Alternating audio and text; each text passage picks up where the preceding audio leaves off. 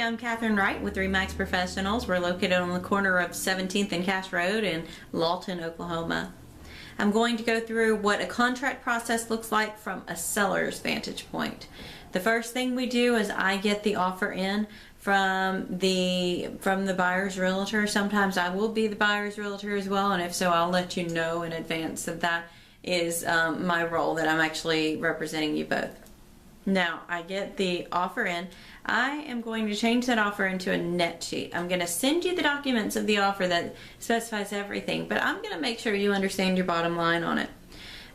We're going to examine that, try to find out if it is in keeping with your goals or not. If not, we can reject the offer and wait to see if we get another offer, or we can reject the offer and have a counter offer that we send back.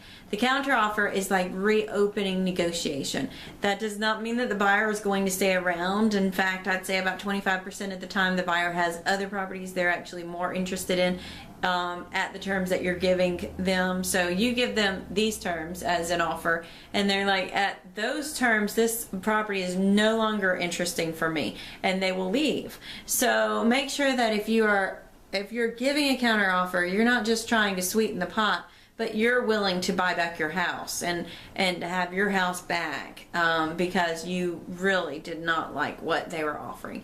So we're going to look at the net sheet and say yes or no.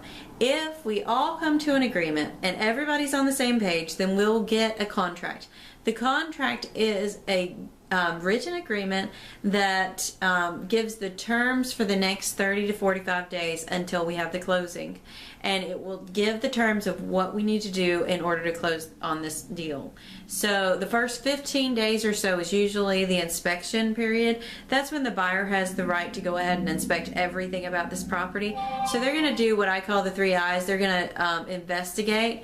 They're going to do their inspection, they're going to do their investment, and they're going to do their insurance. The inspection is usually a home inspection. Sometimes they'll bring contractors. The investment is applying for their loan, and the insurance is they're going to apply for their insurance. The professionals they're working with are going to verify that the house is the right condition, is the right price, and also that it is insurable. When that is done, they are going to bring a list of repairs. The inspector's job is actually to find things wrong with the property. The appraiser has a job that they have to make sure that the house is up to a certain standard to get a certain loan for the buyer. And so they're going to bring the items that come up to us, and we're going to come to a certain amount that we're willing to go ahead and repair on the property for a closing. Now, what's interesting about this is in the contract, that's one of the terms already negotiated. So usually $750 to $1,000 that has already been negotiated. A lot of times I will order out the repairs, but if you have people that you are close to, or people that you trust, or if you're a professional in these matters, then you can go ahead and do the repairs yourself, and we just are responsible to doing the repairs whatever we've agreed upon, and usually that's covered by that repair cap inside of that contract. When the repairs have been agreed, we're going to order those done, and then we're going to usually have those paid out of the closing costs at the end of the deal when the contract is being finished.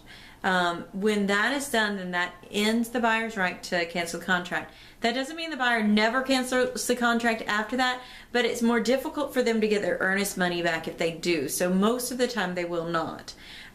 Past that point is when we are going to check title work. Somebody will be sent to the courthouse to verify that all the records are in the abstract, and then the abstract is going to be examined by the attorney. If you have more questions about the abstracting process, just let me know.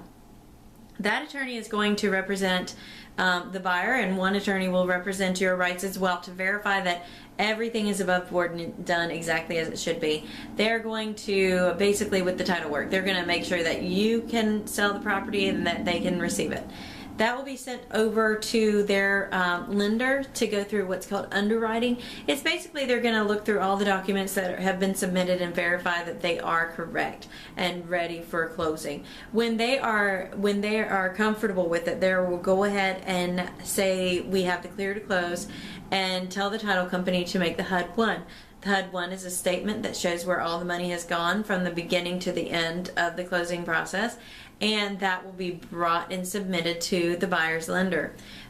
We will also, when I have a copy of it, I will send it to you so that if we find any errors or have anything that we need to correct on there, we can go ahead and contact the closing company and verify that everything is correct. Once that is done, we will request the earnest money back from the broker, and we will bring that to the closing as a credit to the buyer. Then we will come into closing, and you're going to sign about 100 to 200 pieces of paper. The first bit is going to be the HUD 1, which we've already gone over, and then the next bit is going to be just a lot of disclosures. Feel free to contact me. You can use my web page or YouTube page or Facebook page, or you can even give me a call, 713-3066. Again, I'm Catherine Wright with RE/MAX Professionals. Welcome home.